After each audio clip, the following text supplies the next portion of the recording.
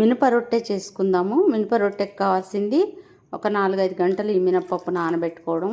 ఒక కప్పుకి 2 కప్పుల బియ్యం నానబెట్టుకోవాలి. మిక్సీ పట్టుకోవాలి. ఎట్లా అంటే దీనికి వేరే సపరేట్గా నానబెట్టుకొని ఇది మెత్తగా పట్టుకోవాలి. ఇదేమో బరకగా పట్టుకోవాలి. బియ్యం మినప్పప్పు మెత్తగా పట్టుకోవాలి.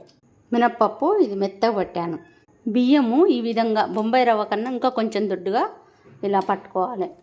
ఇలా కొంచెం జారుడుగా ఉండాలి. ఇందులో కలిపేసేసుకోవాలి. మిక్సీ పట్టుకున్న ఈ 2 కలిపేసాను. జీలకర్ర ఇందులో వేసుకోవాలి. తగినంత ఉప్పు వేసుకోవాలి. రుబ్బిన తర్వాత అండి 1 గంట తర్వాత వేసుకోవచ్చు. లేకపోతే నైట్ రుబ్బుకొని తెల్లవారైనా వేసుకోవచ్చు. చట్నీ వేరే చేసుకోవాలి. స్టవ్ మీద బాండి పెట్టి 1 స్పూన్ ఆయిల్ వేసాను. ఒక సైడ్ కాలిపోయింది. తిప్పాను. అయిపోయిందండి. దీన్ని దిబ్బ రొట్టె అంటారు, మినప రొట్టె అంటారు. రెడీ. ఇలా ఉంటుందండి మెత్తగా.